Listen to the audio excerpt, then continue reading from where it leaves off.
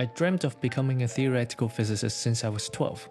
Due to my persistence, in other words, stubbornness, I went through a 17-year journey to chase after this fantasy.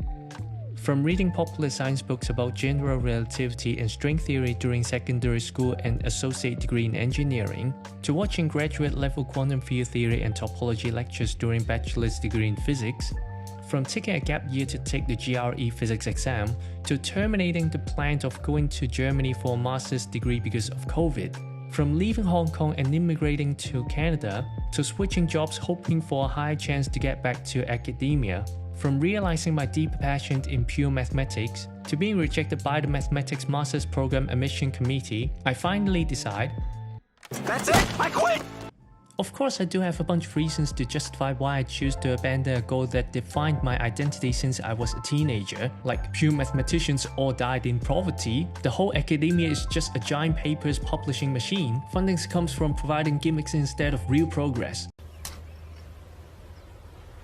Wait a minute! Okay. I get it. All of these are just excuses to justify my will to power, to provide the incompetence a way to flip the narrative to become the dominant one in the story. Nevertheless, I do need to find the alternative path for my following career. And what's better than turning to my all-knowing super intelligent mentor? What's the meaning of life?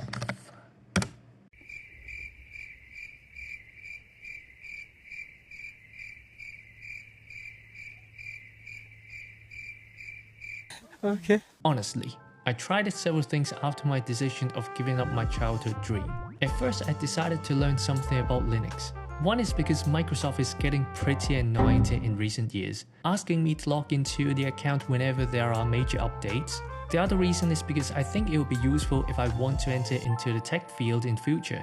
To do it cautiously, I downloaded VirtualBox and tried to create an Ubuntu virtual machine on my old laptop, which froze my computer several times. So I decided to do boot Windows and Linux instead. Whoever knows a little bit about Linux do know that there exist more than 600 distros, and picking a suitable one is no easy task for a beginner. After not so extensive research, I found the perfect distro that fits my minimalist philosophy: Arch Linux. So I followed some tutorials, troubleshooting network issues with various forums, typing in commands that I had absolutely no idea what that is, and writing my systems like a typical Arch user. You think that's the end? Got him! Of course not. I realized that I want to allocate more memory to my Arch Linux partition from my Windows partition, and after several attempts, I messed up. Again, I went through the whole process the second time within 2 days and finally finished setting up everything. Meanwhile, since I mainly focus on purely scientific and mathematical realms in past, after watching a few documentaries about Jim Simons, I naively think that I can leverage my undergraduate level physics and mathematics and combining the data science to earn money through the stock market. So I took the IBM data science course and realized that this amount of data analysis skills can't even land me an entry-level data analyst job, not to mention competing with those quants in hedge funds. Plus, favoring deductive reasoning over the inductive one, this field of number crunching with complementary storytelling doesn't feel like a right fit for me. Moving on to the next thing. Although I had prior C++ and Python programming experience in community college and university, watching the split keyboard Neovin-powered ex-Netflix mustache developer talking about software engineering, I realized how barren my knowledge in computer science was. So I took the Harvard CS50 course to supplement myself with fundamental concepts in pointers, linked list, hash function, etc., worked through tough programming challenges, and built my own personal website as the final project.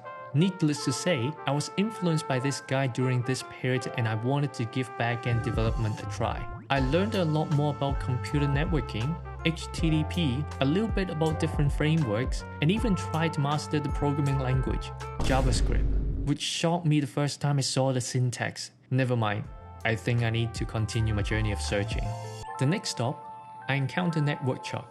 Instead of a mustache, he has a full beard, not the main focus, In one of his videos, he inspired me to go for computer networking and potentially cybersecurity. Instead of building small web app that probably no one cares, at least I can take some exams and earn industry recognized certifications. Maybe it's a solid path for landing a job, given that I was heavily considering relieving myself from handling high school students, and the school that I was working in at the moment also found it suitable without me telling them, so I gave it a try. I spent a month studying the material of CompTIA A+ certification, learned and researched much deeper into troubleshooting computer hardware, cables, wireless signals, etc. I truly enjoyed it so much, since I felt like I could finally apply my physics and mathematics knowledge to have a thorough understanding about the technologies that I use daily. You think this is the destination of my exploration? Nope. Nope. Nope. Nope. Once I took the mock exams, I noticed that I'm pretty bad at writing exams, although CompTIA A+ only have multiple choice. Not only that, the more important point is that basically most of those exams, such as A+, Network+, Security+, EJPT, OSCP, etc., all of them are quite broad, and none of them can actually leverage my educational background. Physics and mathematics might be able to help me understand things quicker, but there is no practical use if I'm an IT support analyst or SOC analyst. The job nature just doesn't align with my stubborn passion. What should I do? One day, I was scrolling my investment account browsing stocks. There is a category that caught my attention: aerospace and defense. Although I'm not suggesting that war is a good idea, but it's true that the world is getting more unstable geopolitically. Quite a lot of countries have the urgency to increase their defense budgets. What if I can do something about it? What if I can contribute to this field with all of my skills? Mathematics, physics, engineering, computer science. But in order to get into this industry, I need to show that I'm capable of solving practical problems. What's better than an impressive project that directly related to the actual needs? So, of course, I turned to my powerful mentor again. And this time a project popped up: secure telemetry system for a model UAV. Perfect. After months of searching, I finally found something that can connect all the dots. And this channel will be a place for me to document my new journey.